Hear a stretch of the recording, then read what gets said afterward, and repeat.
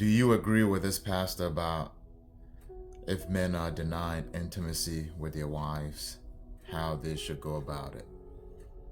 Watch this and let me know what you think. She cannot tell me that she's angry with me. She will not allow me. She knows me from day one. That if you don't allow me, I will use scissors. You understand me? If you wear jeans, jeans I can't tear it, so I will use scissors. Cut part. And then when you are very, very angry and you say you won't do it, I'll tell you, you just close your eyes. When I finish, I'll go and read my Bible. Because I'm a man. I can't hold and come and stand here. I'll look at people, very beautiful ladies and stuff, very beautiful ladies and stuff, and then I'll have things going through my mind. I won't do it. You go and report me that I raped you. I will come to court. So those of you who have been allowing your wives to keep you months, days without anything, and then you are thinking it must have been love. No. Get it done.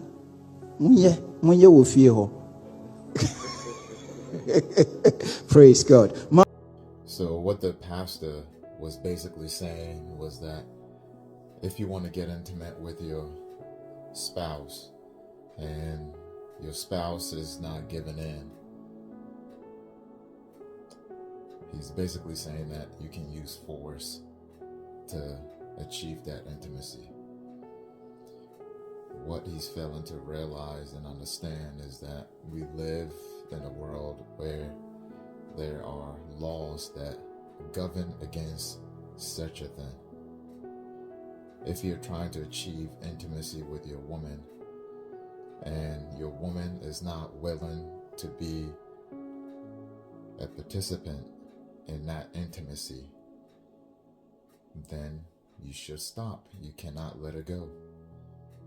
Because if you use force, threat, or intimidation to achieve that intimacy, there are consequences for that. You can end up in jail. I can't say that word because TikTok would flag me.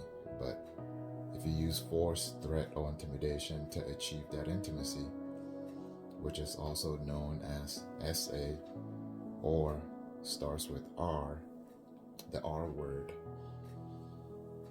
you can end up in jail.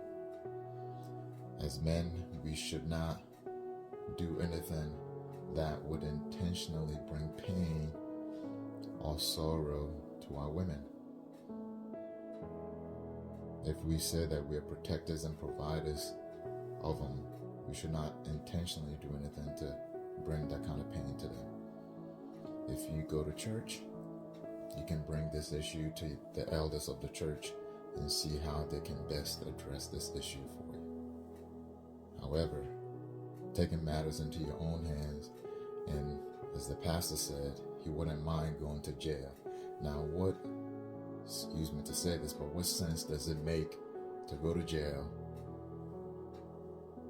all because you wanted to achieve intimacy with your wife and she wasn't willing to participate in that intimacy, and now you're in jail? How are you supposed to protect your wife? How are you supposed to provide for your wife when you're sitting in jail? Now, how does that make sense? You have to do better. You know, as it talks in Romans chapter 13 about submitting to authority figures, and all authority figures are instituted by God. So if you resist that, which is the laws of the land, there are consequences for it.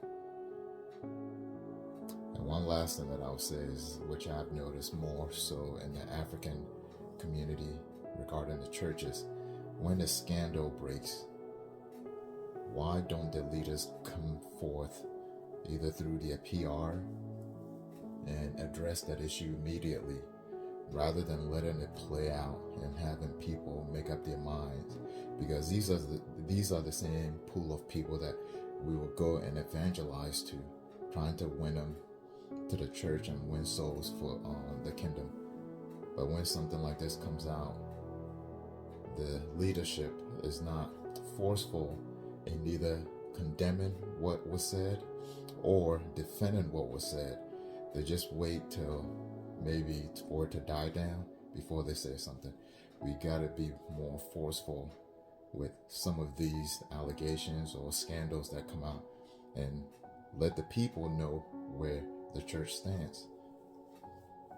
But waiting for it to play out, by that time, people have already made up their mind. Nobody wants to come to church. Nobody wants to be part of your organization. And that's not good for the kingdom. So we got to do better.